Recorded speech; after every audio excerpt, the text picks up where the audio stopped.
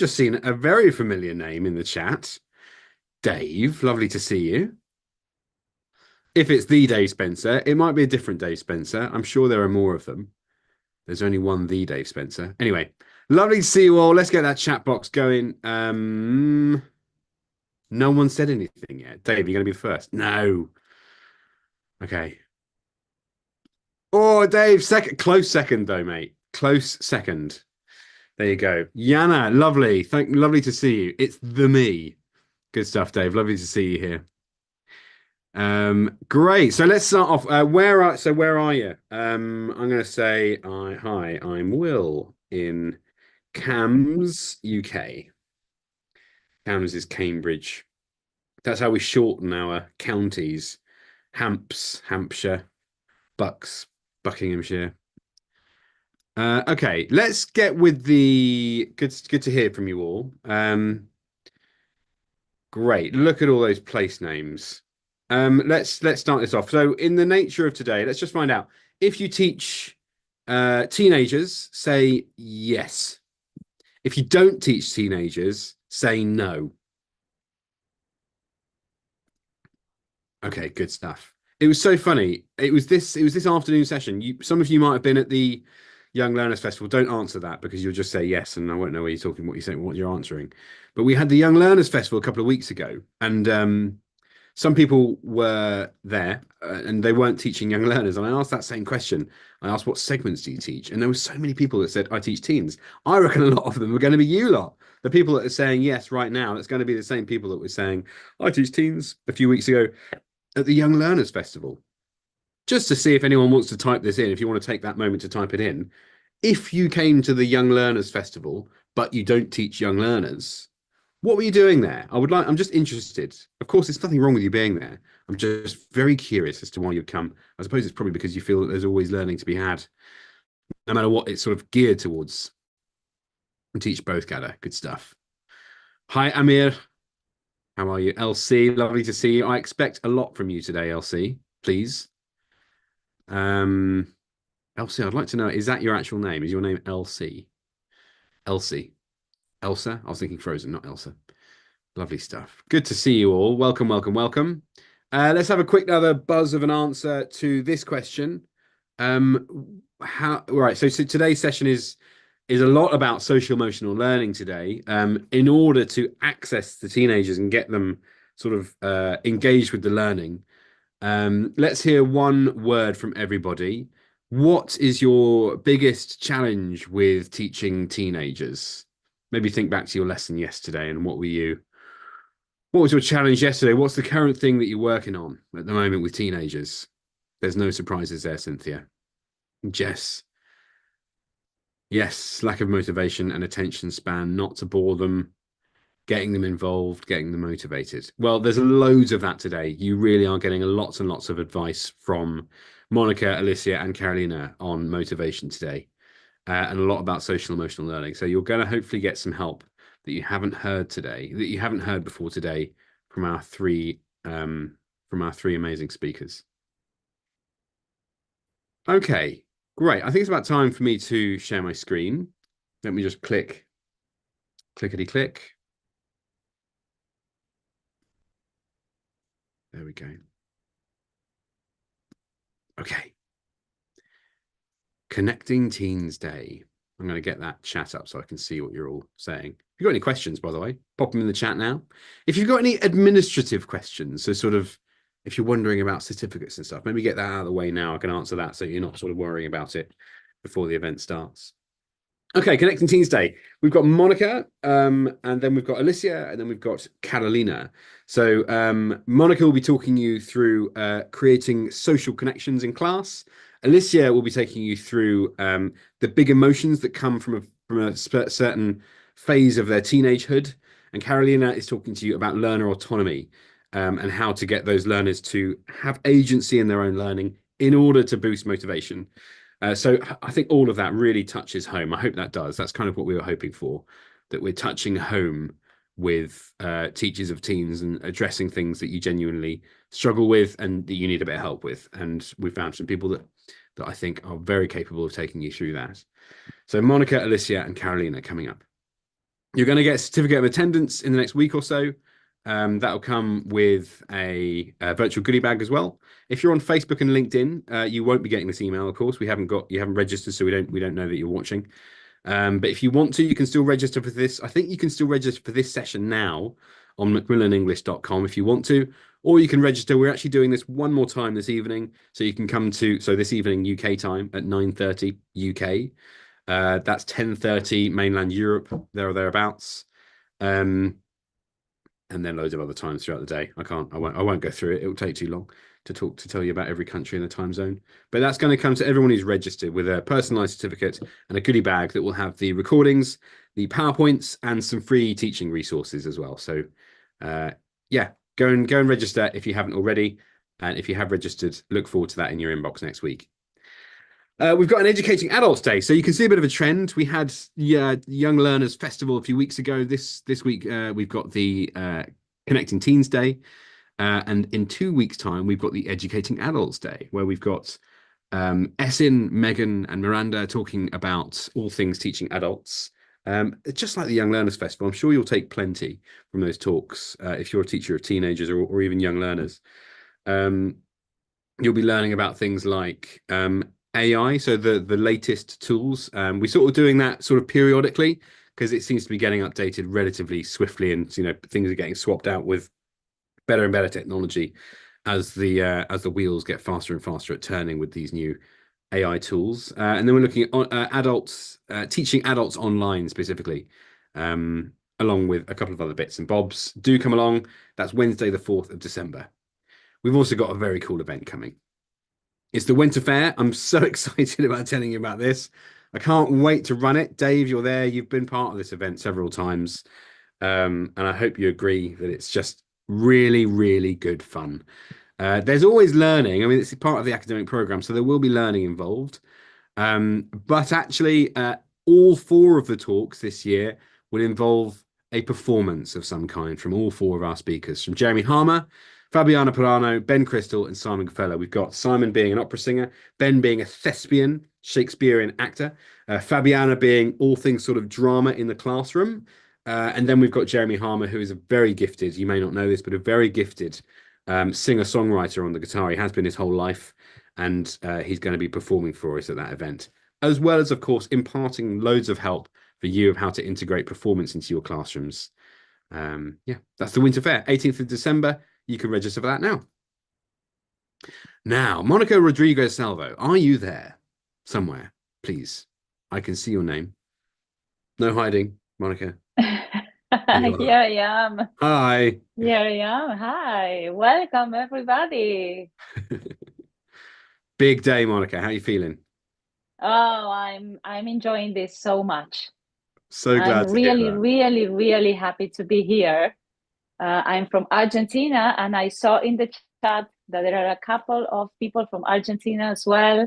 So hello, everybody. Happy to be here. Great to have you, Monica. So, Monica, you are a neurolanguage coach. You're a translator. You've got a degree in HR management. So, where did you make the pivot from HR, human resources management? I assume that's the same acronym that I'm thinking of. No, Where did you that make was the here pivot? in Yeah, that was here in Argentina, and I, as a teacher myself, because if you ask me, I studied many different things, but I am a teacher. I am a teacher at heart. Teaching was my first degree, my Mhm. first career. Now I'm teaching, or I'm still teaching, even though I have my own company, and I help teachers develop their own careers and educational institutions. And I went into human resources because I was very much interested into the human aspect of everything that we do. And Mhm. I thought that that would give me an edge on it. So that was quite good. And then I went into coaching again, but coaching specifically for educators. And I studied human relationships and social and emotional learning also in the States. Mhm. So everything had to do with this particular interest of mine into digging deeper and diving deeper into our human abilities when we learn and when we teach, and Mhm. the opportunities that this might bring for all of us. So it's pretty much like at the core of who I am, let's say, as a professional, and in everything that I want to share with the teaching world. Yeah. Today specifically, I think this talk suits your background perfectly, Monica. Lovely. I'm It going to leave does. you to it. Have a great talk. Enjoyed everyone, and I'll see you in about half an hour or so. Thank you. Thank you so much, Will. All right. So again, I'm so excited to be here. Welcome, everybody. The richness of different countries that are present in this session and in this festival, because and I love the term festival because it's a celebration of learning, it's a celebration of teaching. I'm very happy to be here with all of you from Argentina in South America. I'm a teacher, I'm a teacher trainer.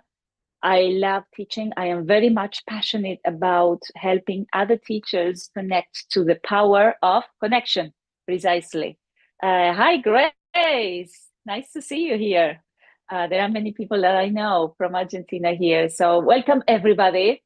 Today I have a lot to share. So let me share my screen with all of you so that I get down to my presentation as fast as possible so that I can share all the ideas that I prepared for you today. This is going to be a very interactive session, all right? I will be reading you in the chat. I was very much into reading all your comments at the beginning with this little check-in that Will very humbly offered for all of us about your challenges teaching teenagers. It has been quite a journey for me. When I started teaching teenagers was kind of a nightmare. I felt at a loss, and I will be sharing with you many of the ideas and many of the strategies that I learned during my own path as a teacher. Today, I teach mostly adults. I still have a couple of groups of teenagers because I still love connecting to the energy that they bring and the diversity and the noise and the challenges that they bring, right? So in our session today, welcome everybody. This is going to be precisely how to improve bonds. And we will talk about different aspects, okay? Today, in this half an hour, I will give you two authors. I will share with you two different practical tools, and I will also share two theories of learning, all right? What are we going to focus on today in this half an hour? We'll focus on the salience network. I will tell you about it in a second. We'll talk about agency in our English classrooms, and we will also tackle the social brain, which is absolutely essential for learning at any stage of life, but most specifically for teenagers, all right? So this is like the compass for our session. This is what to expect. As I said before, I am a specialist in social and emotional learning. I highly recommend to you, my dear teachers, that you go into UNESCO and you download this document, this research I'm sharing with you. It is called Rethinking Learning, a review on social and emotional learning for education systems. It's packed with idea, it's packed with research. It's more than 300 pages of research on the importance of how to teach actively, how to create impact, and how to aim at deep learning. Isn't that what we teachers always dream about, right? But at these times, we need to be creative in helping our young people facing the challenges of a changing, rapidly changing world. That is where emotional skills, social capacities can be our best assets to go through those challenges in this changing world.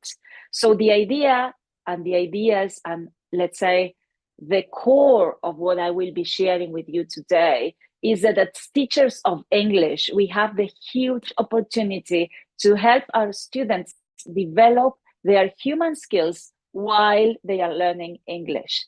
This is something that I have developed at my own consultancy, educational consultancy company. We created our own methods, which is called Inspired Method. And it's about teaching English and teaching languages through the lenses of human skills. helping our students hone and improve their capacities in English, because this is our passion, this is who we are, but also helping them become better humans, better friends, better citizens, and people who are ready to navigate this difficult world. So it's going to be about navigating emotions, practicing mindful engagement, exhibiting pro-social behavior for human flourishing. This pretty much encompasses what I want to share with you today. So welcome, everybody, once again. Very excited to be here. This again comes from this very short framework, and introduction comes from the famous already Sustainable Development Goals, where number 4 is about quality education. If we really want to think about integrating the whole self into what we teach, is not only about teaching language skills, it's also about helping people use the language to communicate who they are. It's about teaching our teenagers English as a way to improve their own narratives in life. So this is precisely what I'm so excited to share with you today. It's kind of my own journey through teaching, through learning. So I hope you enjoy it. Let's get to it. First author, first theory for learning that might be extremely helpful. Mary Imodino Young is one of my favorite authors. I will be meeting her for the very first time at a conference later this week in Boston, in the US. So I'm extremely excited about it. I'm very excited to share these ideas, her ideas, with you as a way of understanding what is necessary when we talk about motivation for the teenage brain. A huge challenge, right? And many of you have already mentioned the challenge of motivation, intrinsic motivation in the classroom. So let's talk about the salience network. Cognition and emotion in this seesaw that I am sharing with you are part of who we are. Cognition and emotion dance, this dance of learning and teaching together so as to get the most possibilities for our students to enrich their lives, not only their English level. And let me share with you a very simple example of how the salience network works. Imagine every week I have to go to the supermarket, okay? And I have to buy 1 kilo of apples, which is enough for the whole week for my family. From the cognitive point of view, I know that I have to buy 1 kilo of apples because that will last for a whole week until I go again to the supermarket. From the emotional point of view, I am choosing apples because I know it's a healthy, nutritional choice for my family. My girls hate to eat vegetables and fruit, probably like most of yours, right? But it's healthy for them and it's necessary. So my emotion is telling me this is good for my family, all right? But when I go to the supermarket, I specifically and very intentionally buy organic apples, not traditional apples, organic apples. Why? Because I believe in the power of taking care of our planet, because I like to think that I am encouraging maybe smaller farmers and smaller farmer productions. And this is a choice of my salience network in the brain. What is a salience network? What is telling me is what is salient, that is, what is meaningful for me. I choose organic apples, not traditional apples at the supermarket, because it's meaningful for me, because there is a decision, an intentional decision. Why? Because I simply care about the environment, I care about organic productions, and I care about giving my family my best options in terms of food. So the salience network is what establishes in our brain what we care for. And the salience network, my dear teachers, is responsible for creating relevance. What is relevant? We learn in terms of deep learning and long-term learning, we learn only those things that are relevant for us. How much of what we teach is relevant for our teenagers? All of it. Do they know it? Maybe not yet. So what we need to understand when we talk about motivation and intrinsic motivation is that the salience network of the brain is the one responsible for engagement, is the one responsible for motivation. It's like the sweet spot, the paradise for all of us teachers that want to engage our teenage students in the game, okay? So relevance creates disposition for learning. The point here is we need to make this relevance explicit for our students. How? By bridging whatever we are trying to teach in English, whatever grammar, function, vocabulary, topic, communicational aspect, to something that is relevant for them in their world. We need to bridge what we want to teach to whatever they love, whatever passions they've got. And when we bridge and build that bridge, motivation sparks naturally. It is not imposed. We are simply sparking that little spark in the fire of their brains that is a salience network. That is what matters, what they care about. But we can never do this, my dear teachers, if we do not get to know our students quite well. Do you really know your students? How much do you know them? Do you know about their passions, about their struggles, about what they care about? Do you know what they advocate for? Because this knowledge is essential so that we can take this very simple and complex strategy at the same time, which I call one step into their world. In general, it is my learning, and it has been my experience at the very beginning when I started teaching teenagers. I was trying to fit something in, you know. I had my objectives, I had my curriculum, I had all the books and all the content and everything that I had to deliver during my classes. And I felt that I was kind of forcing something into their learning. So the idea is the opposite, okay? Bridging their passions to whatever we want to teach. Let me share more with you.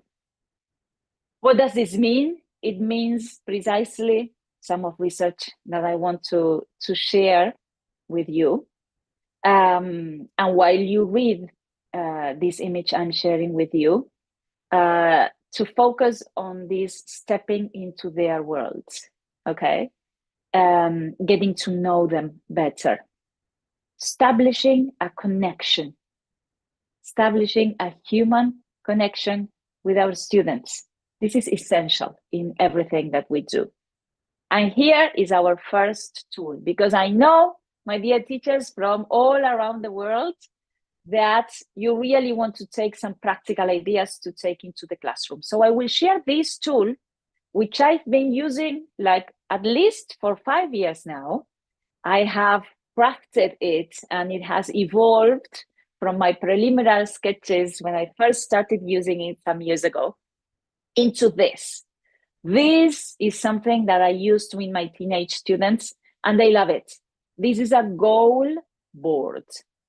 If we talk about motivation, if we talk about agency, we really need to get to know them, as I said before, but we also need to help them understand how to work with objectives, because this is what they will need in their lives shortly when they finish secondary school and they start university and they start living their own empowered lives, all right? So for some of them, Rosario is saying that sometimes our students, of course, are very shy and they don't want to answer. This is something that you can do. And I think it has worked very well with my shy students as well, because you do it not speaking out loud, sharing with the rest of the class, which is something embarrassing sometimes for many of our students, and they don't feel emotionally secure to share with all of us, but individual work. So what you need to do is, your goals are important part of who you are. So what are your goals? What are your dreams? Let's start having these conversations with our students. What are your dreams? What are you dreaming of? Maybe it's not like such a big thing, like a life dream, but maybe there is a football tournament that is coming. You know, here in Argentina, we love football. So most of my teenagers, students have a connection with football, and they have some particular object related to this, but it can be anything. What is your goal? A big goal or a small goal? You need to represent this in a piece of paper or in a song, writing some poetry, but I try to invite them to do it through music, through paintings, through drawing, through dancing, and manifest what that goal or dream means to them. If they cannot use words, that would be better, all right? And this is what comes next. Write a sample if-then plan on the board using this model that I am sharing with you. What is your goal? What are you planning to do? And what will happen then? This is like a very simplified action plan where we are helping them tap into their passions, first step, represent them. And this is where we get to know a lot about who they are, what they expect from the world, their dreams, their passions. So this is absolutely juicy material for us teachers to work into motivation and bridge it with our content. And then the sample if-then plan.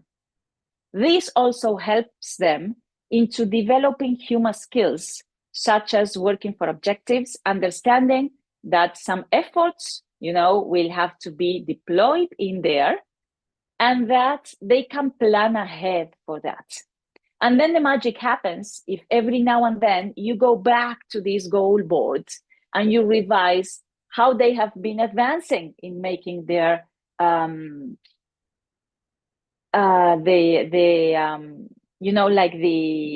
their dreams come true, like the action plan. All right. So agency is the power that we all got to change our reality, to change what happens around us. If we really want to change education, we really need to understand that our students are agents in their own learning. And this is a huge challenge, right? In terms of motivation and in terms of engagement. Agency is about all these aspects. It's about motivation, but it's also about deep learning. It's about understanding that our students are at the center of what we do and everything that happens in the classroom. We are no longer at the center because we have become even far more important. We are facilitators of learning. Through the incorporation of AI, it is my belief, this is my personal stand on it, that we teachers will have the opportunity to stop doing things that are very automatic and move and focus our energy and our attention into helping them flourish, into helping them with human skills while we teach them English, which is also a very, very much life skill needed for these days. A short video.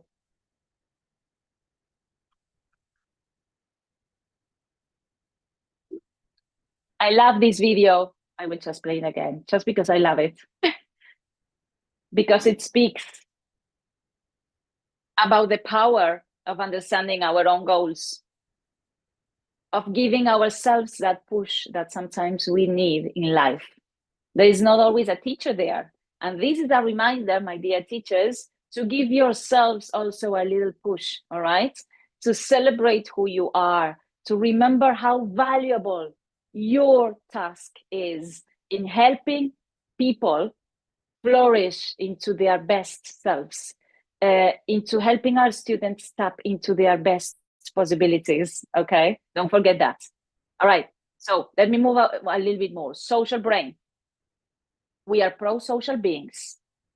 Matthew Lieberman, many years ago, researched the human brain and could establish and discover, as a result of his scientific research, that our brain is so much pro-social that when we, as humans, we don't belong, when we feel that we are left apart, when we feel that we are not becoming part of something and a group that is there to nurture us and to make us grow, we feel the same level as if it was physical pain. The same areas in our brain light up as if it was physical pain.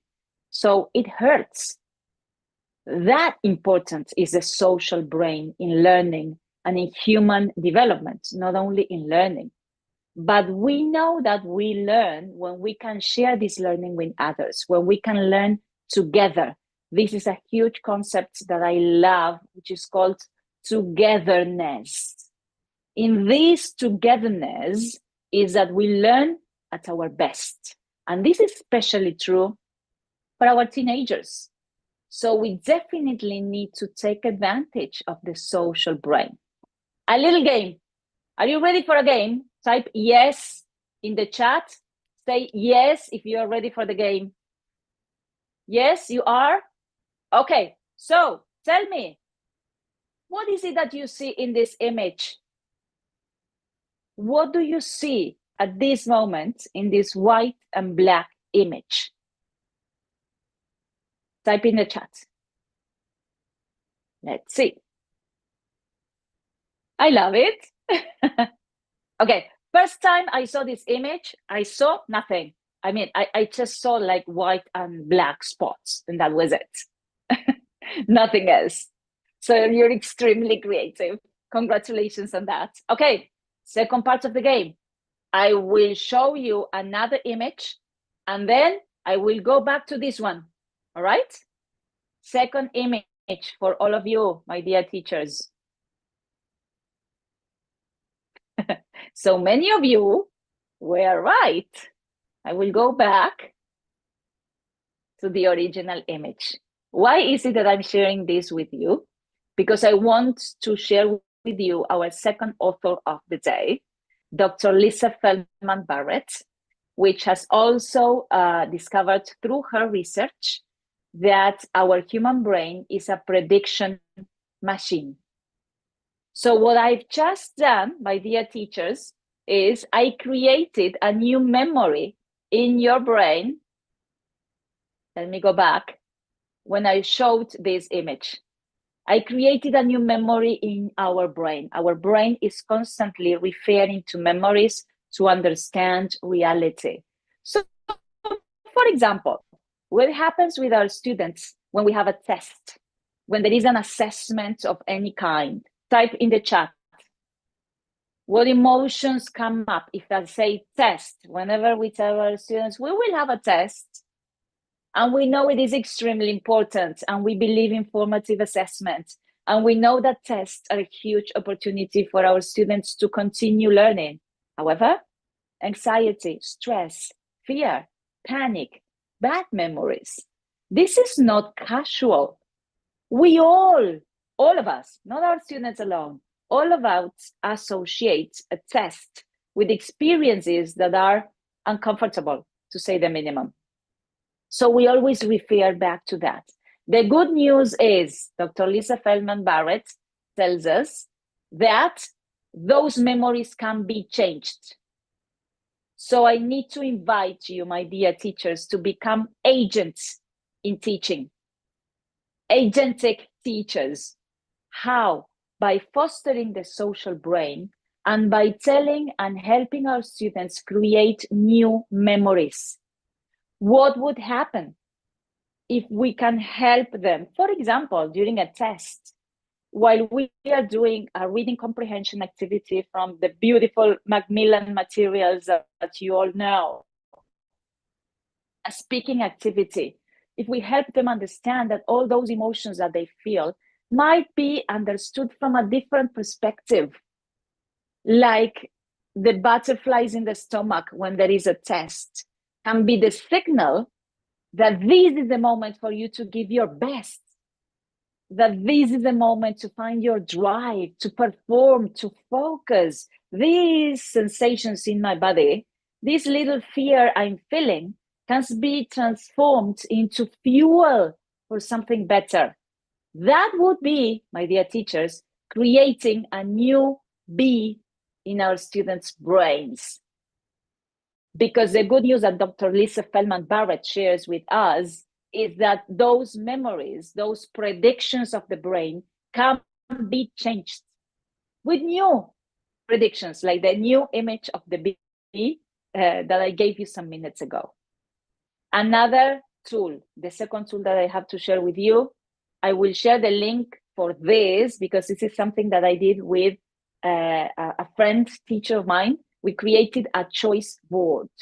If we want to create agency in our classrooms, we need to give our students voice and choice, especially for teenagers.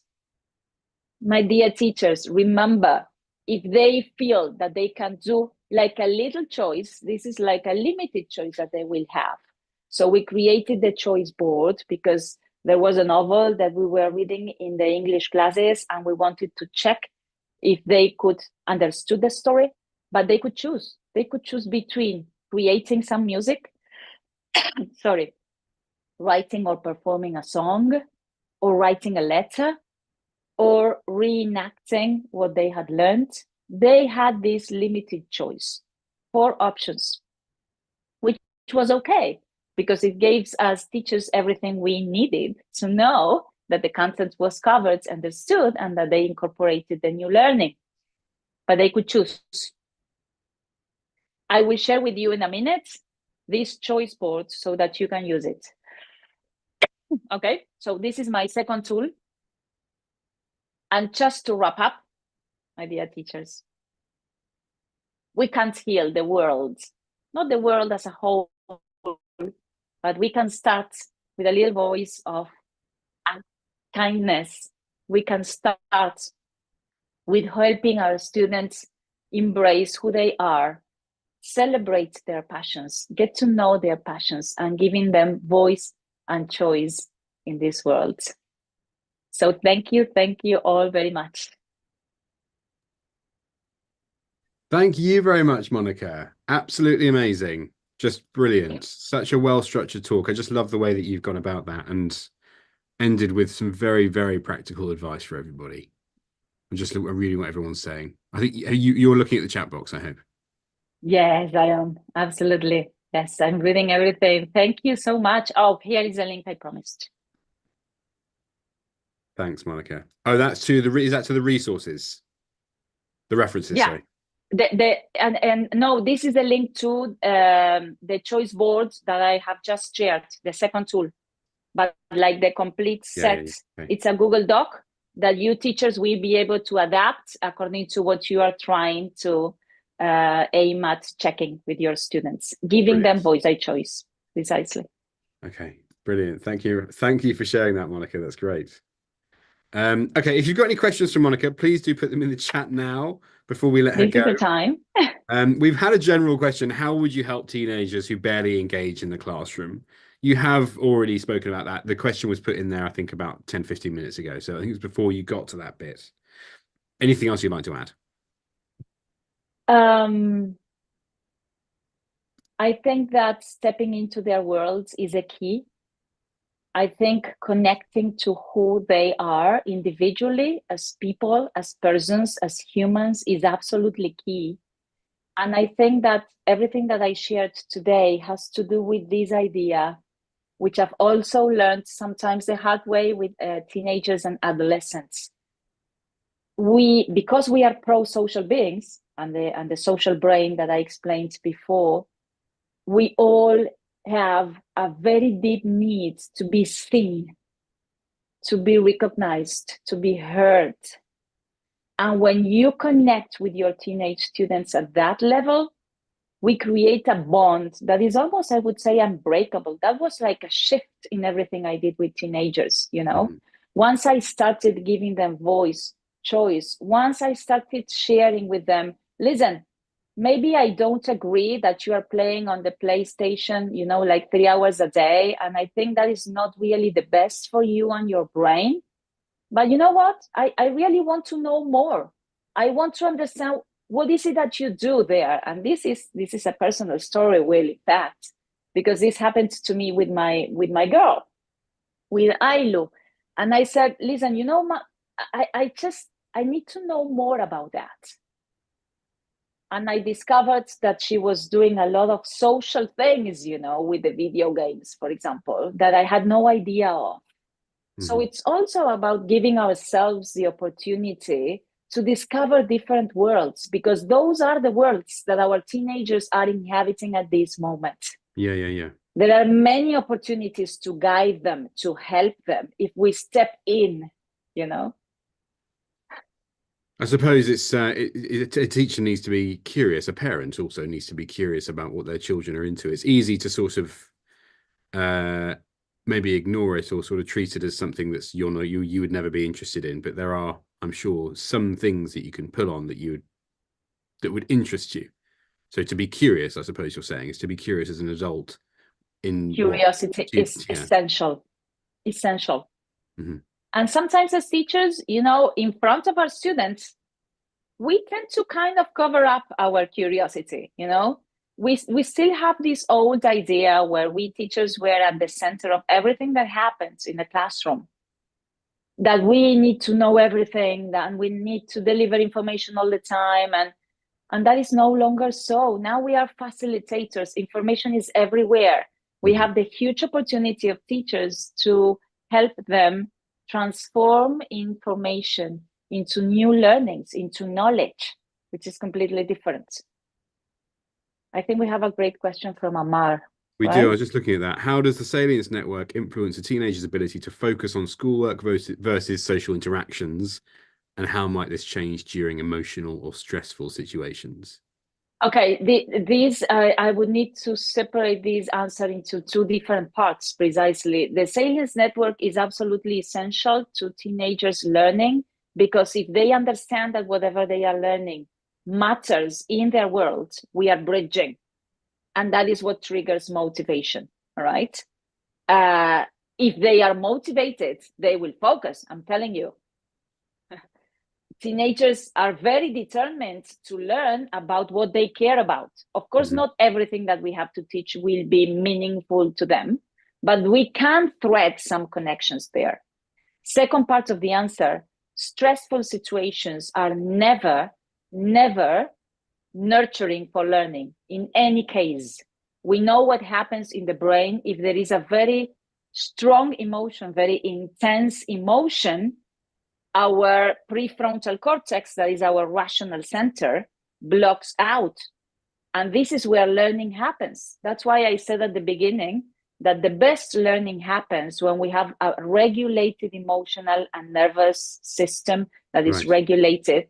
And that triggers the necessary factors for our rational cognitive brain to be at its prime, in a way. Hmm.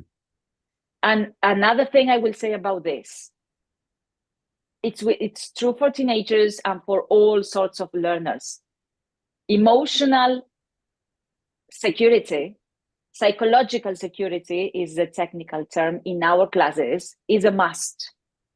You will never have engaged teenager students if they don't trust you. And they will only trust a teacher when they feel they are safe in that learning environment. Thanks, Monica. Well, I think that's let's My end it. pleasure. That's a great line of final piece for you to add there. Thank you very much, Monica. Um, My pleasure. Thank you, everybody. See you later, Monica. Have a great break. Enjoy it. See See you. you in a bit. Bye. Bye. Thanks again. Bye. Okie dokes. Let me share my screen. Are you enjoying this so far? Score out of 10, please, for Monica. Score out of 10, please. While I do this. Yeah, it's difficult to say anything else really apart from 10 out of 10, really, isn't it? What a talk. Um, I think I want her to be my life coach. I think Monica should be my life coach from now on. Monica, you're going to be my life coach now. Um, okay, what's happened there? Why has it all gone black? There we go. Yes, right. Hold on a second. Thank you, everything. This is all going wonderfully. Let's try that. There we go. All right. Before we move on to our second talk with Alicia Garawashka. Oh, she's going to kill me. I try so hard to get your name right, Alicia. Okay, so we've got three resources to give away to you today, which are just free to anyone that comes to this session.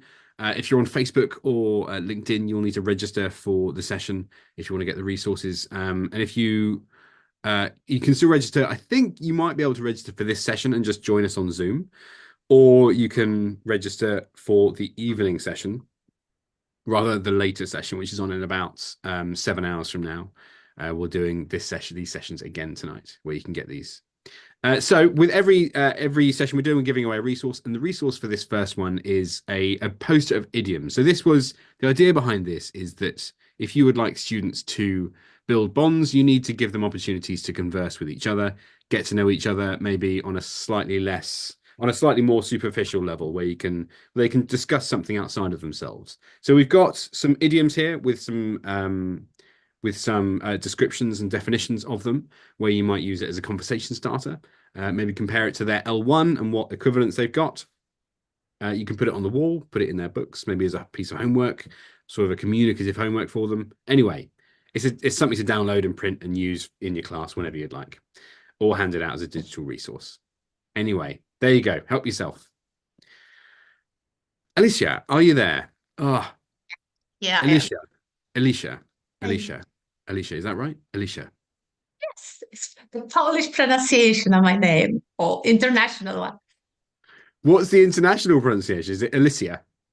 No, Alicia or Alice from Wonderland, but Alicia is probably the most common one, and I like it best, so we can call me Alicia. Alicia, got it. I got it. Alicia, so you are a professor at ICI Poland. What is ICI Poland?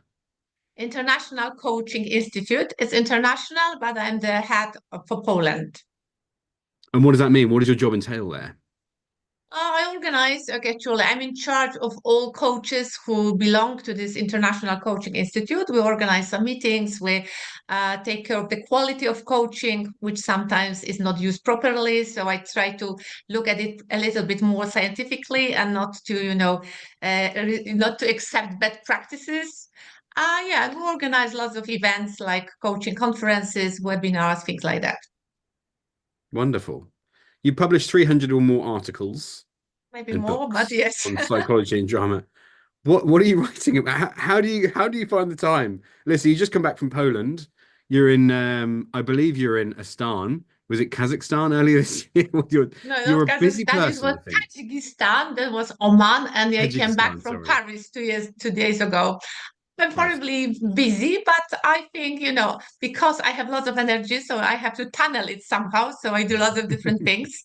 And when I go on holiday, on not necessarily holiday, because very often I go somewhere far away. I do some work there. I have some workshops, and then I stay for a few days to have some holiday or just free time and just meet people, talk to people is a great, to education for me, cultural education, because when you go to such distant places, you learn a lot, and then you are more grateful for what you have very often.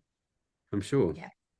Lovely. Thank you very much, Alicia. Thanks for joining us today. And I'll go. Have a lovely talk. See you in about 30 minutes. Thank you very much. So let me share my, uh, okay. I need to share my screen. Uh-oh, why is it? No. Can you see my screen? Yeah, I hope so. Slideshow. Evelina will make the screen live as soon as you're ready. I think Yeah. it's okay. Yeah, it's okay Yeah. now. All good. Right. Well, it works, so it's fine. All right. So once again, thank you very much for inviting me. It's always a great pleasure to be a part of Macmillan events. I do love them, and I think there is a specific atmosphere, lots of positive emotions here, and lots of people from all over the world. Monica has already introduced you to the topic because actually I think we're very linked to each other. As Will said, I'm a psychologist, psychotherapist. So at the very beginning, I would like to give you some theoretical background of what we are talking about. And today I'm going to talk about emotions, something we all know very well and we experience every day. I think emotions are the vital part of our lives. So you know how important it is. So just to begin with, I would like you to close your eyes just for 3 seconds and feel the emotions in your body. What are you feeling right now? What emotions do you have in your body? You can write down in chat if possible, please. Okay. What do you feel? Anticipation. Yes, nice to see you again. Thank you. Motivated. Right. Lots of different emotions, I guess. It's important just to be aware what we feel, okay? Sometimes we neglect what we feel, and it's really important for us. But today I'm going to talk more about emotions of teenagers, actually of emotions which happen to child when the child becomes a teenager. So it's like a very bumpy, difficult journey from childhood to teenhood. And before we start, really, I want you to look at the question here. You will get it in a survey in a moment because we have prepared a special quiz for you, which we'll talk about later a little bit more. But I would like you to look at this poll and answer the question, okay? Because what for you, what are the most common big emotions you notice in your classroom? And how do they manifest in students' behavior? You can choose, okay? Just like a small game. Okay. Yeah, choosing actual order. Wow.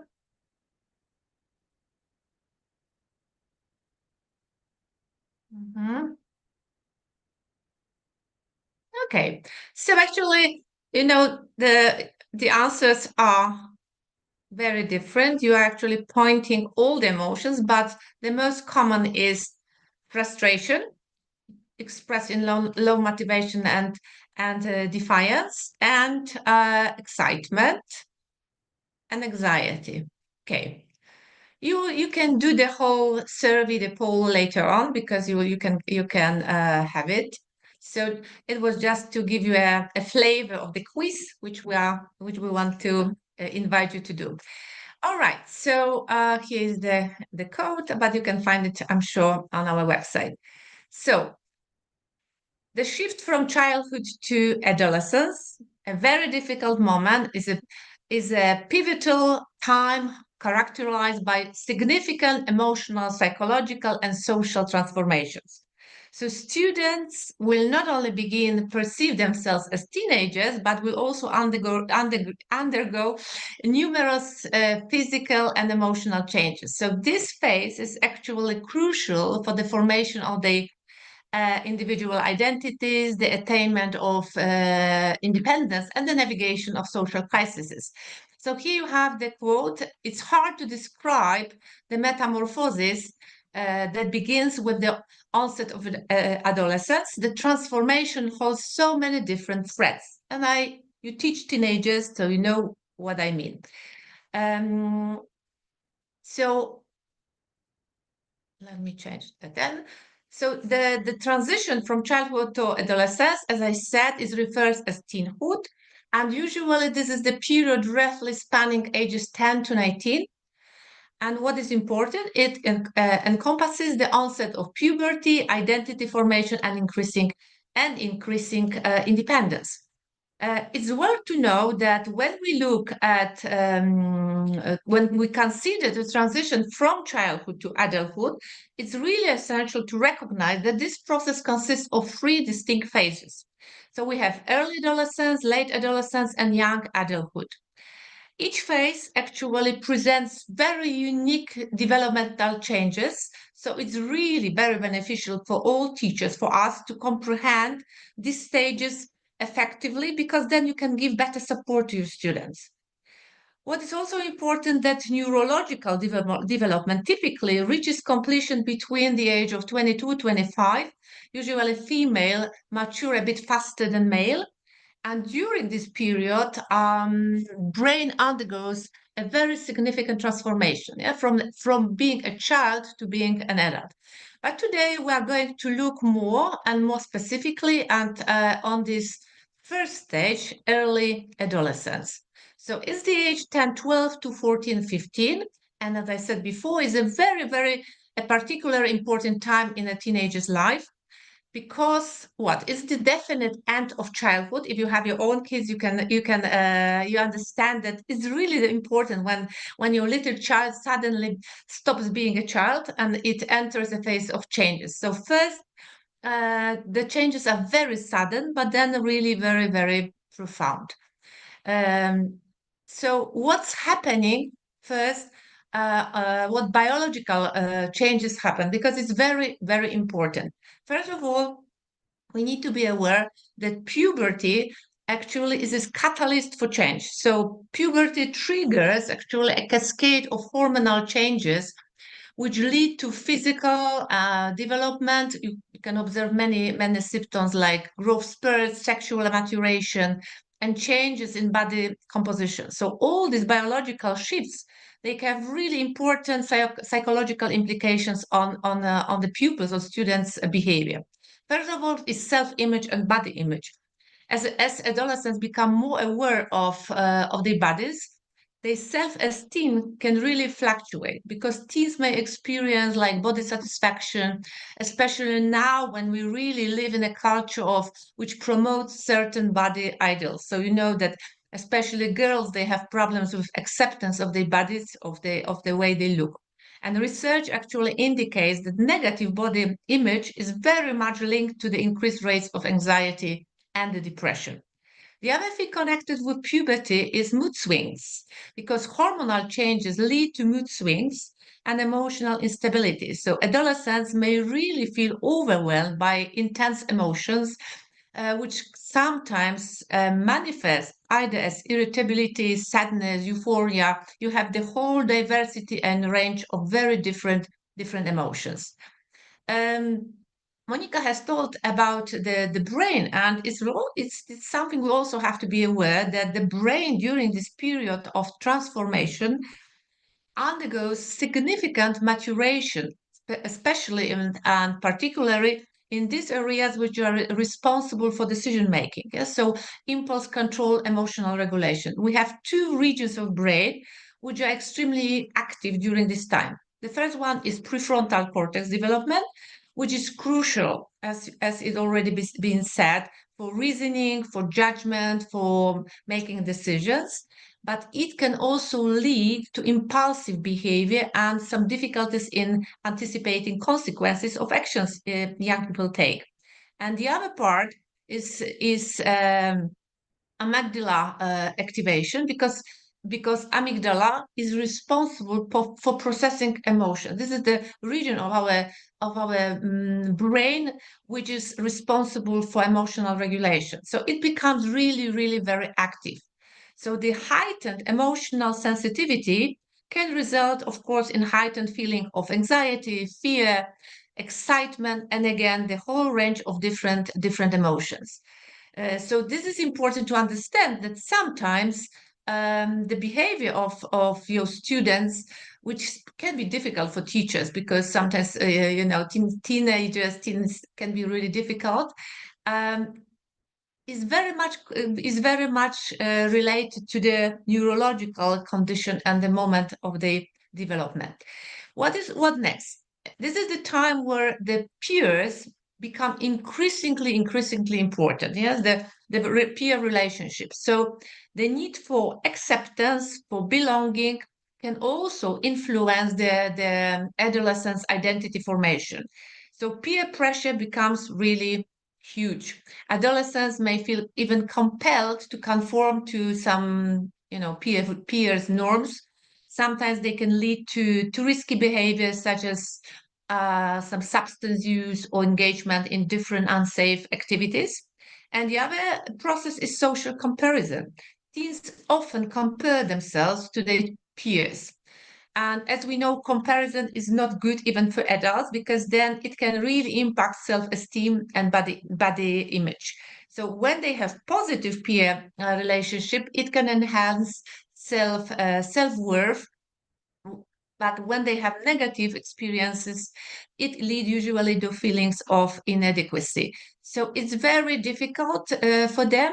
And also, when they become teens, when kids become kids, they start to strive for independence, for autonomy. So they challenge authority, they try to establish their own identities, and they desire for independence sometimes may manifest again at risk-taking behavior. So they try to assert their autonomy and they explore their limits. They try to, sometimes cross the boundaries. So they begin to make some own decisions, and these decisions very often lead to some conflicts, with parents, the conflicts with teachers, because not always decisions made by teens are probably the one parents or teachers wanted them to take. But this moment is extremely important for developing critical thinking and self-reliance of students. So again, it's something we have to be aware of, that this is just a normal developmental stage. Another thing is the exploration of sorry, because it's something, I'm touching something. There is a psychosocial development theory by Erickson, and he points out that adolescents face the crisis of identity because of role confusion. So during this stage, teens explore their personal values, their beliefs, their sense of self, and they engage in this in exploration of different roles. So they suddenly, from being a kid, having some contacts only with friends at home or in a neighborhood, they try to experiment with different social groups, ideologies, interests. And failure to establish this coherent identity also can lead to role confusion. And again, what's the result? Feelings of insecurity, uncertainty about the future, and it can manifest again in anxiety or even some behavioral issues. And we have been talking, Monica has talked about sustainable education, about the goals, sustainable development, and things like that. We are all aware of that it's extremely important to provide sustainable education. Usually when I talk about sustainability, I begin with psychological sustainable self, because I think that if you want to create a sustainable world, sustainable education, we need to start from ourselves. And the moment of transition from being a kid to being a teenager is also a very important time for creating, for developing this sustainable self. And I think that there are some 4 elements, 4 actually principles of sustainable self. From my research, I have found out that the first one is feeling connected to others. So you will have sustainable self if you feel connected. You need to be connected to others. You need to feel that you belong. Relationships are very important in our life. There's even a special field called interpersonal neurobiology, which examines the importance of human relationships in our life. I don't have time to elaborate on that, but it's really, really important. The second principle is sense of autonomy, so agency. What you do in your classroom to promote agency, or what happens when you don't give your students the agency, if they don't feel that they have any impact, that they have any influence on what's happening in the classroom. It's extremely important. If you don't feel ownership of what you are doing, then you are disconnected, you are not engaged. The third element is feeling competent. Create moments when students feel competent. So what does it mean? It means that we can focus more on their strengths than their deficiencies. I do lots of research on positive psychology, and I think that positive psychology brings a lot to our classroom and actually creates positive education where we really focus on strengths of our students. Everybody has some strengths. Sometimes we are not aware what strengths we have, or sometimes we don't use them properly or we underuse them. So allow your students to feel competent. The same is with us, with you, feel competent, think about your strengths. And the fourth principle is noticing what's going well. We are very much focused on failures, and very often we remember more what we have been bad at or poor at, rather than really noticing what's going on very well. I always say when I work with adults that try to think about some magic moments in your life. We all have some magic moments. When something has gone well, it doesn't have to be anything really big. Sometimes there are small moments, and the same is with our students. Notice what's going well. Maybe just one little thing, but it gives us the sense of success. And for students, for kids becoming teenagers, this is really important. Believe me, that if they feel competent, if they know that they are doing well, then they are definitely much more engaged and motivated to do something. Because if you feel that you are a failure, you will not find the motivation. The next thing, because you know that it's sometimes very difficult to find the motivation, because there are some negative voices in our head. And again, at this time, at this period, teenagers, especially teenagers or the kids becoming teenagers, they have some negative voices in their head. There are six which I'm trying to present here. Again, we don't have much time to explore, but you have few. The first one is the soap, the spirit of bad stories. This is the nasty two-faced creature which can see the worst in every person. So if you have such a voice, what the voice would tell you, what a stupid mistake, or don't talk to Peter, no one likes him, or everybody will laugh at you, things like that. So bad stories. The other one, which you can hear in your head, but also in teenage head, is the doom merchant.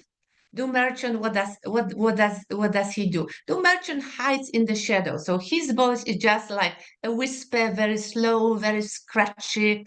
He takes bits of truth and then twists them out of shape by using the words. So it would be a sentence like, you will never be good enough, you will never pass this test, you will never learn English because you are too stupid, or somebody told you that you don't have linguistic talents. Yeah. Next one can be the worry word. Yeah. The worry word is a small, very persistent whine of a voice. And I think that everyone has a worry word.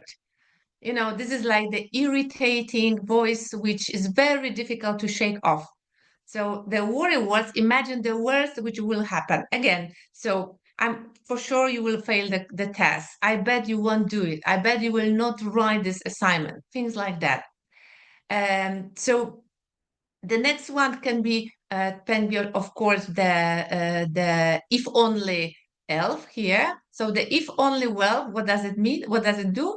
He works through other people to create some stress. He says, what should have happened but didn't if, because he says it's too late now. If you have done something, probably it would be better. So this voice very often block out what might go better, what make things better. So of course we can also analyze some positive voices, but at this moment students have lots of negative voices because they are not they don't feel secure. So these critical voices are very present in their head. It's all very much connected with emotional development and emotional regulation. You know that teenage years can be rife with uncertainty, and they really all these physical changes which are associated with puberty, they create lots of emotions, as I said before. So they experience feelings of uncertainty, moodiness, sensitivity, self-conscious, and these mood fluctuations and intense and emotional responses can range from excitement, curiosity, to confusion, or even frustration. And it can happen really very, very quickly during one lesson, you can observe students ranging from one end to the other one. Yeah? So very often also, all these emotional experiences can be manifest as physical alignments. So sometimes you can see students who suffer from headaches, stomach aches, or some other somatizations. So it's also important to remember that it can be like manifestation of the emotion. It can be real and distressing. The emotional regulation is something which we really have to teach our students. Very important, also for adults, because none of us is really, all of us need emotional regulation. So what is it? Emotional regulation is the ability to recognize, understand, and manage one's emotions. And if kids can do it, students can do it, they will understand their feelings, they will respond more appropriately to their emotions, and they can really develop resilience much better. So, we can teach them this regulation doing lots of different exercises, because it's very much connected also to mental health issues. Yes, I think that we all have noticed that recently the mental health of kids, teenagers, has been really deteriorating after COVID, but not only. Research indicates that the rates of anxiety and depression has drastically gone up, especially among kids and teenagers. So the reasons are different, but particularly the social pressure, academic stress, or some family dynamics, bullying, many different things. And what is also observable that some teens may be very reluctant to seek help, because, as I said before, they want to be independent, they want to be autonomous. So asking for help for them sometimes is like being weak. Yeah. So, and then there's also stigma surrounding mental health issues, which then leads only to prolonged suffering. So academic pressures, we all know it, that it can also give lots of stress and anxiety, especially that from being a child, they become teenagers, and the expectation demands are much higher. The stress is higher, and they are really frightened of failure. So this fear of failure is really extremely huge at this time, because teens sometimes, being so frightened, they even this fear of failure can prevent them from taking some risks, or pursuing their passions or interests, because they are afraid that they will fail, so they prefer not to do anything. And of course, it stops them from growth and self-discovery. So there are lots of different things they have to learn, also like time management skills, and know how to use some support system, which is like access to mentors, peers, many different people who can help. One of the important thing is also healthy boundaries, because, as I said before, sometimes students they experiment with independence, with autonomy, and they have to learn how to respect some boundaries. Yes, so open discussions about the boundaries is very important in our classroom. It's important for parents to provide provide students with that, but also in our classroom, it's good when we negotiate the boundaries and show that the respect has to be mutual, because it builds the trust. Trust is absolutely fundamental in the teacher-teen relationship. When the trust is established, then your students will communicate openly about different challenges, experiences, and many things can be solved when they trust you. So very important thing. So what to do with these emotions in our classroom? The power of emotions, as I said, is huge. We can do many things if we use them properly, because they can create dynamic and engaging environment. We have lots of ideas. Well, you will have a new course, which is absolutely excellent. Find your voice, with lots of exercises which are adjusted really precisely to all these elements I have been discussing so far. So for a few elements, create emotional and safe environment. you can't do anything if the kids will not feel safe. So foster open communication. And the communication has to also refer to emotions. So it's good when you talk about emotions very openly with the kids. You can do either like regular check-ins, but before you start the lesson, you can ask them how they feel. And there are lots of tools you can use is like emotional temperature scales, emotional wheel, lots of, or some pieces of paper with different colors illustrating different emotions. It's important that your students will know that their emotions are valid and important. So if they feel understood, if they know that you trust them, that you respect what they feel, they will like to be more engaged. Yeah, so sometimes they are frustrated, and you have to allow them to express this frustration, because you never know where this frustration comes from. Sometimes we think that it's us, it's our way of teaching, but absolutely not. Students, similarly as we adults, bring emotions to the classroom. Yeah, so something really horrible might have happened at home, and now they are in this emotional state.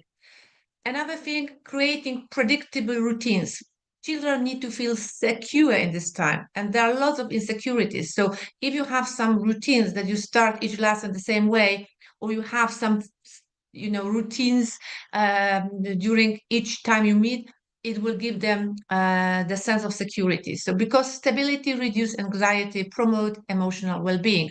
So that's what is worth doing. So Wheel of Emotions, I'm sure that you know this tool, but it's a nice way to begin the lesson with and to talk about emotions. They can talk in pairs. They can even just show something, as I said before, the colors, if they don't want to talk about it.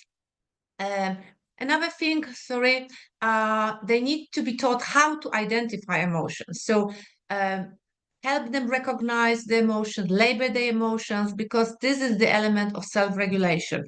So how can we do it? We can relate lessons to emotions.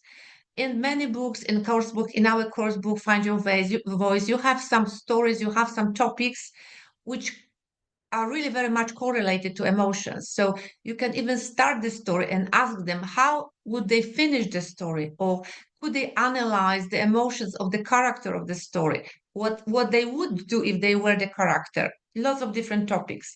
So all this, also the emotionally charged topics. Again, in our book, there are lots of topics you can use.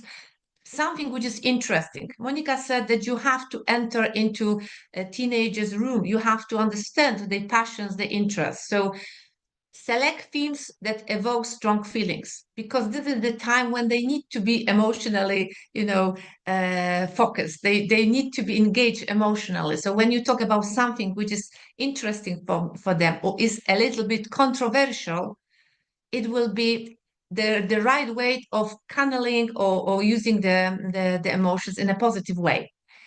Uh, Artistic activities, role playing, and drama. As some people know me, you know that I'm a drama lover. I have been practicing and using drama for many, many years, and I think drama has a specific and really amazing potential, because you can use role playing to explore and express emotions related to different scenarios. In using different drama strategies and conventions, you can actually create scenarios or dramas where children can practice responding to various emotions such as disappointment, anger, excitement. They can practice their social skill. There's the book I have written with my friend. You have some scenarios there if anybody would be interested to look at it. Personal stories. It's also important, because how do you want to build trust with your students? The best way to build a relationship and to build trust is to share your own experiences and emotions related to subject you are talking about, because this is the way how we can humanize the content and make it more relatable to students. Also, you can encourage students' narratives. So invite students to share their own stories, experiences, which relates to the lesson. Yeah? It helps to build community, it fosters connection among classmates, and it enhances engagement, because if you tell the personal story, you are much more engaged. It's you. Yeah, you are present there, and everybody wants to be noticed. But remember about that. Physical activities, I think something we have to remember about too, because the brain needs some physical activity. If you want your students to learn, you have to provide some space for some physical activity. There is a rule that if you have a child, let's say 6 years old, such a child can be focused and concentrate for 6 + 2, so 8 minutes. If you have somebody who is 14 years old, it will be 14 + 2. It goes like that till 20. So it's not that when somebody's 80, it will be 82. No. It is counted like that only till you are 20. But remember that nobody in the class will be fully concentrated if you don't change something, if you don't provide a space for some physical activity. Interactive learning, next thing, very important. So it's connected with, again, with doing exercises which are very much based on projects, on discussions, problem solving, and drama. Again, find your voice, excellent resource for such scenarios. Build relationship. So if you want to have really engaged students, you have to build relationship. How do we build relationship?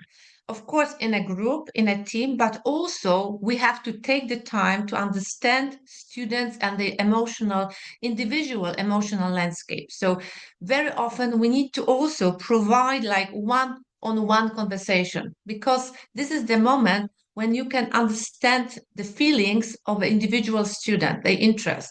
I know that it's very difficult because we have some time limits, but believe me that sometimes it's better to devote some time for this individual coaching sessions when you talk about individual interests, emotions, than not to do it, because they can easily make up for some English elements for learning a language. But if you don't devote enough time to them, maybe they will not be engaged, and maybe they will not learn some social and life skills, which are much more important very often, especially in modern world, than learning any subject, because it's easier even to do it individually. So it's very important to tailor individual approach to each student, because then when they have some difficult time, they will come and talk to you. And this support is absolutely precious. We don't know what's happening at home, and teachers are a very important, meaningful, significant others in teens' life. So if you know the students, you can be more attentive to signs of emotional distress. And sometimes when personal issues or academic challenges happen, the student can come and talk to you. So support, foster trust and a sense of belonging. And there is nothing more important for students at this time than feel that they are accepted and they belong. Emotional regulation techniques, there are many, of course, and I'm sure that you are familiar with most of them. Now, one of them is, of course, mindfulness. There are lots of materials you can use on mindfulness or breathing exercises. And I know that you can say that teens, they are not interested in doing it, but it's not true, because at the very beginning, they are very rebellious, and they don't want to do anything. They are apathetic. They are not emotional, so they sit like that and they prefer not to participate. But when you teach them slowly, you can start with the exercise which lasts like 1 minute, 2 minutes, and then you can show them, you can use some music. And when they learn it, with time, it will be used by them too. Reflection and journaling. Also, you can encourage students to reflect on their emotional experiencing through writing a journal. They can write what they feel. They can have like their own diary where they identify what they feel, because writing is very important for them to express what they feel. And again, if they identify how they feel, what the feelings are, and how these feelings actually influence the engagement and performance, because then you can try and reframe these emotions or the thoughts they have. Yeah, because everything starts in our brain, in our mind. The thought creates the emotion, and the emotion creates the behavior. It's a very simple principle introduced by cognitive and behavioral psychotherapy, that everything starts with the thought. if I think that I'm a failure, that I'm hopeless at languages, how would I feel? I will feel frustrated and hopeless. If I feel frustrated and hopeless, I will behave like that. And it's easier to influence the thought rather than emotion. So you can also have a discussion about it in the classroom and teach students that it's possible to influence the thought and then the emotions. You can do it also using some technology. There are lots of emotional videos, clips. Now psychology is very popular, so we have lots of materials. Again, in our book, there are some digital platforms for expression too, and you can use the technology. That the young kids and students, they love using technology, so we can create like online forum platforms where students can really express their feelings which are related to classroom content. And again, if they can express it, it's like additional outlet of for emotional engagement. So there are lots of different techniques, there are lots of different tools.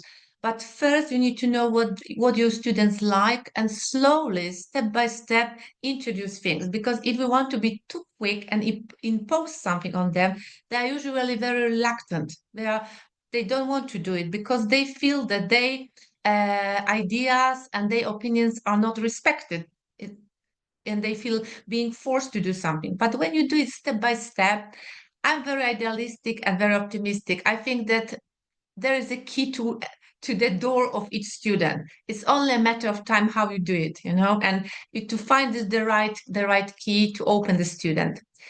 So just summing up, I created an acronym for the big emotions. So I think the first element is just establish clear emotional boundaries.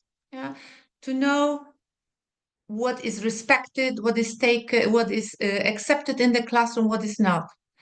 Interaction, next element. So open communication and sharing, very important. If you communicate openly, students feel trust and they also interact. Guidance provides support and direction for emotional expression. You can show them different elements. Again, you can use lots of stories, you can use drama, you can use lots of different elements to create like a safe environment, because sometimes it's easier to talk about emotions through some metaphors, for symbols, because students are too inhibited to talk about what they feel directly in front of the group because they feel ashamed, they feel blocked.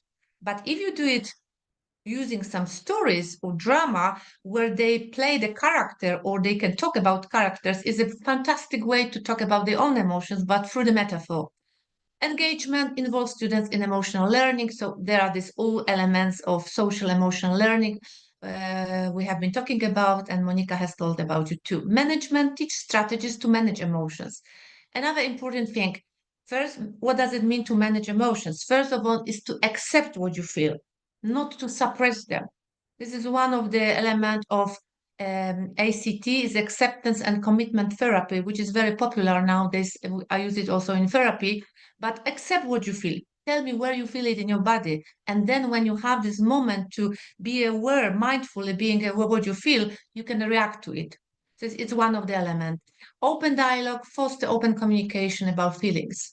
Tolerance, encourage acceptance of diverse emotions. That's what I said, that allow them. Sometimes you don't have to be happy every day because it's not natural. It's not human being. We have different emotions, both kids and adults, especially during this developmental stage. These emotions are so different and so intensive that we need to allow them to feel what they feel. Yeah? Inclusivity, create inclusive environments. So ensure that all voices are heard and valued. It refers also to special educational needs, to kids who are especially gifted, lots of different things, but it's the role of the teacher to create inclusive environment that everybody feels that belongs. Especially this moment in the development is important to feel that you belong, because as I said, students look for acceptance and belonging also, and being accepted by other students. So optimal environment create a safe space for expression. Nourishing relationship, build trust and connections, as I told, and support. Offer ongoing support to students in need. If they know that they can come and talk to you about anything, what worries them, you won. This is actually the victory because it means that the students trust you and you are a significant person in their life, which I think is important, especially, as I said many times, in this moment of the developmental stage, especially that significant others, sometimes I call them like lighthouses, because we never know what's happening, as I said before, in a kid's family, and teachers can play a vital role and can make really a difference. Even if you say one student is worth doing, it's worth going. So that's probably the summary of all these things. And I would like to invite you also to doing the quiz, but I'm sure that will tell more about that. Okay. Thank you so much, Alicia. Give your voice a break for a second. That I know that I'm really sorry for speaking quickly, but I thought that I have too much to say, so Yeah, I try no, to be quick. don't apologize, Alicia. Please give your voice a break. Give your voice a break. Okay. Definitely, that was absolutely superb. Thank you very much for putting that all together and for imparting such wisdom and help on to all these teachers. I think they've really appreciated it. You've got lots and lots of love going on in the chat box here. Thank you, Alicia. Thank you very much. For the sake of time, I think we're going to move forward straight away. Just to get into the next stage, if that's all right with you, to give you've got quite a lengthy break now, right? About 6 hours, thank you right? Before very you're due on much. again. Yes. Thank you. So thank you very much, Alicia, and see you later. All right, so as she said just then, we need your input. I'm just going to share my screen here. There we go. We need your input. So in a minute, I'm going to tell you more about the podcast itself. But for this episode we're having with Alicia, we would like your feedback. I think it's taking people a couple of minutes on average. You can do that now. You know, if you're sort of sitting there, you don't really want to watch me while I'm talking. You can have me on in the background. I don't mind. Put me on in the background and fill out the form for us. The more people we get, the better. We would really like to get a good overview of how you're dealing with emotions in the classroom at the moment. And we're going to use that as the backdrop. Your answers, your responses will be the backdrop to the conversation that Harry and I will have on the podcast. We're having the conversation in January and it will be out in some point in February, that episode. So if you could share your insights, we would really, really appreciate it. And as I said, you can do that right now if you like. It's kind of a good time for a little bit of a break. So go off and sort of fill that in while you're, so you can do something a bit more active. While you are listening to me babble on, basically. I do like a good babble. Okay, so a bit more about the podcast itself. We've got season 2 starting on Friday. Episode 1 of season 2 is coming out on Friday. If you haven't listened to it, I do recommend it. Of course, I would, because it's my podcast. But it's me and Harry Waters, who you might know. And we talk about everything. We talk about, we've spoken about creativity. We've spoken about social emotional learning, about grammar. We've got a talk this week about curiosity with the Eltonics pair. And we've got loads and loads of talks already lined up for the second season. And I can't wait to share it with you. Oh, thanks, Fatima. I do feel like I'm babbling sometimes. These things have got to be said, though. Yes, Fatima, we will include diversity. I'm so glad that you said that. We will include diversity, I promise. So yeah, you can listen to it on Spotify. It's on Apple Music. So I would, if I were you, I would follow it or there's a button on all these platforms. There's a follow button or there's a subscribe or whatever. Just a button that you can press on wherever you listen to your podcast and say, yep, let me know when a new one comes out. And they come out every 2 weeks for about 30 minutes or so. So it's just a little bit of extra advancing learning for your lives if you would like it. Okay, so we have also got this resource for you, a classroom poster. This is directly related. I hope you can see that this is absolutely directly related to Alicia's talk just then. What the intention is for this is it could be a classroom poster. It could be a giveaway to your students to help them sort of absorb it in their own time. Maybe it could be a homework for them to read through it and understand it on their own. It's intended to be a practical tool for understanding and expressing emotions. It's got common feelings like stress, anxiety. You can see it on there: sadness, anger, excitement, pride, along with some actionable tips for managing each of those emotions. It's obviously not extensive. It's just got sort of short ideas for the students to start recognizing those emotions and trying to deal with them. I'm sure I can't speak for all of your schools, but when I was at school, it didn't really have, it wasn't covered very much to help me manage with those difficult times. They kind of chuck you into academia, into learning, into exams pretty soon after you turn 11 or 12. And there's not very much to help students with these times. So that's what this is for. So please do take a look at that, download it. I don't think you need to give data or anything like that. You just need to go in and you can just go and download it straight away. I hope you like it. Enjoy that. And yeah, I hope you like it. I won't say that again. Okay, Karolina Kotorovich, are you there? I heard my echo. That means you've walked into the room. Yes. Hello. Hello. Hello. How are you? Good. Thank you. Good. Yeah. Excited about excited about the afternoon. Very excited. The afternoon slots. Start speaking, really. Say again. Can't wait to start. Can't wait to start. Really, it's not easy to be the third in the line. There's all kind of lots of waiting. It's all pent up, isn't it? You're sort of just waiting. You're sort of on stage waiting to run on. Yeah. Well, hold your horses, Karolina, if I might say. Hold your horses. Yes. We've got to talk about you for a mo, if that's all right. It's okay. So you are an author. Tell us a couple of things that you've authored, please. Mainly for the Polish market, that would be the Impulse series. Now I'm working on a new Together series. Well, don't say stuff like that. You can't say working on a new Together series. You're going to give the game away. No. It's already there. It's not a new series. I'm just working on the next level. It's not a new series. Okay. I'm not. It's not a spoiler. It's not. But perhaps I won't say anything because I will just say too much. So you will. You're going to say, "Oh yeah," and I can't wait. On the way. There's new course coming out for international Macmillan education course coming out next summer. Can't wait. No. Yeah. No, it wasn't that bad. It was not a spoiler, All right. You teach methodology courses. Can you tell us about those? That sounds pretty broad. Who are these aimed at? These courses? This is the course. It used to be courses. I don't do that anymore. It used to be courses for students of the English departments who want to get their teaching qualifications. So basically, to be honest, all of the things that you guys hear in the webinars or that you guys do in the webinars, we have a very solid 4-6 semester course to cover that, which is very good. Like it's basically pre-service kind of teacher training, very extended, very profound. I'm very proud. I was like really, I love taking part in it. So I bet all those sort of eager young teachers just get into the profession. Exactly. Yeah. Right. That's enough about you, Karolina. Yes, have a great session, and I'll see you in about half an hour. Okay, see you. Okay, let me share my screen.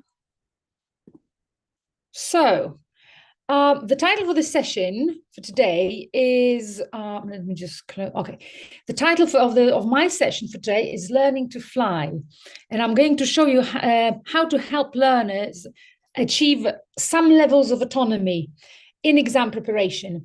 And the things that I'm going to talk about very much relate to what my colleagues said before me, what Monica told you about, what Alicia told you about. But I'm going to get a bit more pragmatic. Those of you who saw my presentations before know that I'm a very practical person. So I will now try to take the emotions, the motivation, the cognition and the salient networks and the agency. And I'm going to tell you, or at least suggest some of the things that can actually be done behind classroom doors. If you read, these are the excerpts from my from the abstract that I wrote for this webinar some time ago. And basically, I promised